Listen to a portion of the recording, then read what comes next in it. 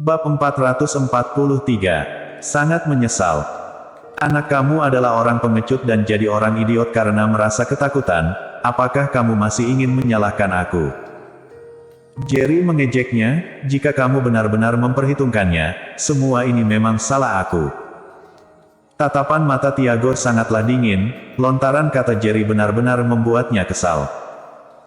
Nak, sepertinya kamu sudah salah paham akan satu hal, ini adalah kediaman keluarga Huang, jadi aku yang berkuasa di sini. Tiago membentaknya. Jerry tidak berbicara, dia hanya melirik Charles dengan keadaan darah yang sudah membeku di kepalanya sekilas. Masih ada beberapa bekas darah yang membeku di wajahnya, keadaannya terlihat sangat mengenaskan. Jerry memancarkan tatapan mata yang membunuh, lalu berbicara sambil menggerutkan keningnya, aku tadi hanya tidur sejenak, tapi kamu sudah dibuat terluka seperti ini. Charles tersenyum, lalu melambaikan tangannya dengan pasrah, mereka memegang pistol, aku pun tidak bisa menghindari tembakan peluru dan terpaksa mengalah sejenak. Apa kamu tidak bisa membangunkan aku? Tanya Jerry dengan kesal. Charles menyengir, berkata, aku khawatir akan mengganggu Kak Jerry istirahat. Jerry dan Charles mengobrol seperti tidak tahu keadaan dan menganggap tidak ada orang di sana. Para penembak jitu keluarga Huang pun memasang wajah marah dan merasa seperti dihina. 20-an penembak itu sedang mengarahkan pistol mereka ke arah Jerry dan Charles, tapi mereka berdua sedang mengobrol santai di sana. Tiago memasang wajah yang sangat buruk, dia terus memperhatikan Jerry dan ingin melihat sesuatu dari wajah Jerry, tapi sayangnya dia tidak melihat apapun. Karena kamu tadi tidak berani mengganggu aku dan tidak bisa menghindari senjata sehingga membiarkan mereka memukul kamu, tapi aku sekarang sudah ada di sini, seharusnya kamu sudah tahu apa yang harus kamu lakukan bukan? Kata Jerry. Charles menganggukkan kepala, berkata, Kak Jerry pernah bilang, siapapun yang telah menindas kamu, maka balaslah dendam ini 2 kali lipat lebih kuat padanya. Kalau begitu lakukanlah sekarang. Jerry berkata dengan tidak senang. Iya. Charles menjawabnya dengan wajah serius, kemudian dia langsung melihat ke arah anak muda yang ada di tengah rombongan orang. Orang yang ditatap olehnya adalah Krisnaldi, ketua pasukan bersenjata keluarga Huang. Dia adalah orang yang memukul kepala Charles dengan pistol di hadapan semua orang. Krisnaldi seketika merasa cemas saat melihat Charles yang melihat ke arah dirinya. Kenapa dia merasa Charles benar-benar bisa melakukan sesuatu padanya? Krisnaldi merasa cemas. Seharusnya kamu ingat hal yang aku katakan padamu barusan bukan? Aku bilang kamu akan menyesal dan memohon ampun padaku seperti seekor anjing. Atau kamu mau berlutut sekarang juga dan memohon seperti anjing agar aku bisa melepaskanmu? Mungkin saja aku bisa memberikan kamu kesempatan untuk hidup. Charles berbicara sambil mengejek Krisnaldi. Sialan, kamu benar-benar cari mati. Krisnaldi berbicara dengan penuh amarah, apakah kamu benar-benar mengira kalian masih bisa bersikap sesuka hati ketika 20-an senjata sudah dibidik ke arah kepala kalian? Charles menggelengkan kepala, lalu berkata, sepertinya kamu tidak akan menyerah sebelum melihat peti mati. Kemudian dia tiba-tiba melangkahkan kakinya ke arah Krisnaldi.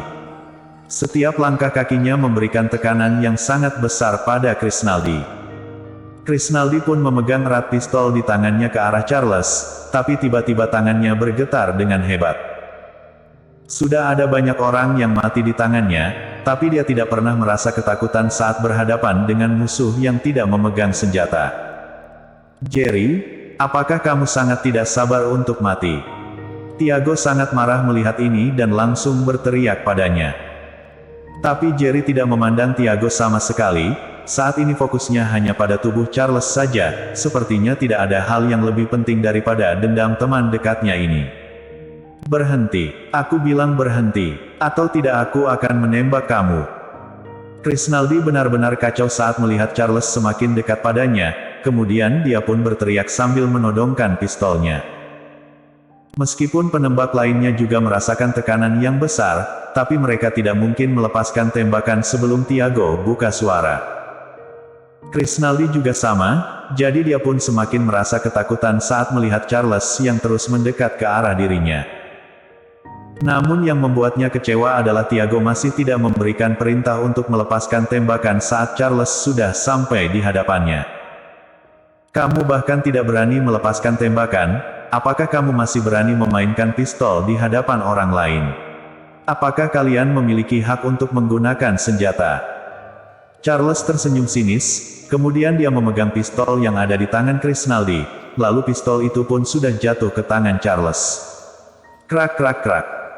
Yang mengejutkan semua orang adalah Charles merebut pistol itu dengan satu tangan, kemudian dia melepaskan semua perangkat yang ada di pistol itu dan merubahnya menjadi barang rongsokan. Semua ini hanya berlangsung dalam waktu beberapa detik saja. Dia bisa melepaskan perangkat pistol dalam waktu yang pendek dan menggunakan satu tangan, bukankah hanya orang yang pernah mengikuti latihan militer baru bisa melakukan ini? Semua pasukan tembak keluarga Huang terkejut melihat ini, mereka merasa seperti sedang mempermainkan senjata di hadapan orang hebat. Sebenarnya siapa kamu? Krisnaldi akhirnya menyadari kalau Charles bukanlah orang yang mudah.